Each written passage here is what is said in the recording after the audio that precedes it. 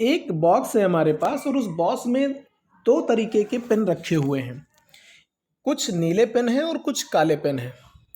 12 नीले पेन हैं और 18 काले पेन हैं।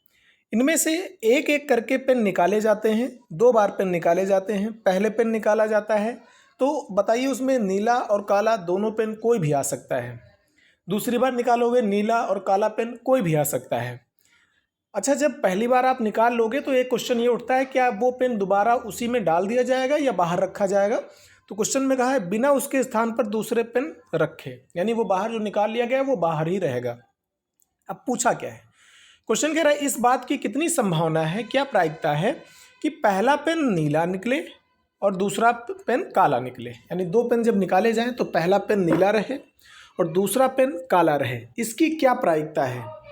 तो आपको मालूम है कि जब भी कोई प्रायिकता का क्वेश्चन होता है तो इसमें हमारे पास PE इज इक्वल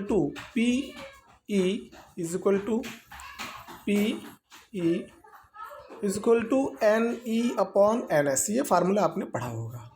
इसमें थोड़ा सा बता देते हैं कि इसमें जो NE होता है कि जो भी बात जिस बात की प्रायिकता निकाल रहे हैं उसकी फेवरेबल कंडीशंस क्या हैं वो NE होता है, और NS क्या होता है, जो भी इवेंट किया जा रहा है, जो भी क्रियाकलाप किया जा रहा है उसकी टोटल कंडीशंस क्या हो सकती हैं। जैसे यहाँ पर जो हमारे पास एक बॉक्स है इसमें से कोई एक पेन निकाला जाए तो मैं कहूँ टोटल कितनी कंडीशन है, तो क्योंकि 12 हमारे पास ब्लू पेन है, ब्लू है, और 18 ब्लैक हैं, 18 ब्लैक हैं, तो टोटल कितनी है 18 और 12 30 पेन में से कोई भी पेन निकल सकता है, कोई भी पेन निकल सकता है। तो NS कितना हो जाएगा 30, NS हो जाएगा 30।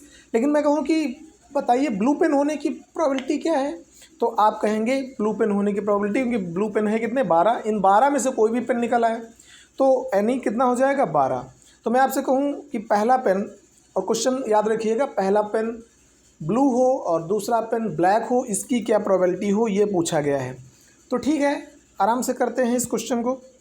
पहला पेन ब्लू हो, इस बात की क्या प्रोबेबिलिटी है, फर्स्ट पेन ब्लू हो। तो ठीक है, ब्लू होने की फेवरेबल कंडीशन कितनी है, उन 12 ब्लू पेन है तो 12 में से कोई भी एक आ जाए, और टोटल जो पेन है वो कितने हैं 30। ठीक है, अब सेकंड जो पेन है, सेकंड पेन जब निकाला जाएगा दूसरी बारी में वो ब्लैक हो, ब्लैक, तो इसकी प्रोबेबिलिटी कितनी है, ब्लैक पेन है कितने 18, टोटल कितने बचे, देखिए टोटल अब 30 नहीं रहेंगे क्योंकि जो पहला पेन निकाला जा चुका था वो फिर से उसमें नहीं रखा गया है, तो इस बार ये 29 रहेगा। तो दोनों की प्रोबेबिलिटी आ गई है, पहला पेन ब्लू होने की प्रोबेबिलिटी 12/30 और दूसरा पेन ब्लैक होने की प्रोबेबिलिटी हो जाएगा 18/29।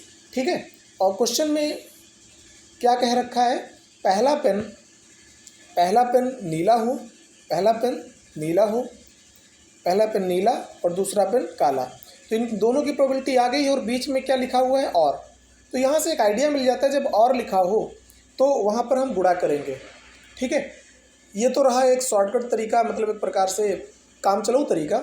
लेकिन अगर आप अच्छे से समझना चाहें तो जो काम उसने कहा है, इस बात की संभावना पूछा है कि पहला नीला पेन और दूसरा काला पेन, यानी 2 खंडों में काम हो रहा है। पहला खंड की प्रोबेबिलिटी क्या है वो निकालेंगे, दूसरे खंड की प्रोबेबिलिटी क्या है वो निकालेंगे, जो हम लोगों ने यहाँ पर निकाल रखा है। ठीक है, उसके बाद इन दोनों को गुणा कर लेंगे, क्योंकि 2 खंडों में काम पूरा होता है, पूरा हो रहा जब होता है तो उनका हम हमेशा गुणा करते हैं। तो जो आंसर यहाँ पर हमारा होगा, जो हमारा आंसर होगा वो क्या आ जाएगा 12/30, यानी पहला पेन ब्लू होने की प्रोबेबिलिटी और दूसरा पेन ब्लैक होने की प्रोबेबिलिटी 18/29। ठीक है, गुणा कर लेंगे, 6 को 3 से 6 से काट लेंगे, ये 5 से हो जाएगा, 12×3 36 होता है और 29×5 145। तो हमारा आंसर कितना आ गया 36/45। Very simple.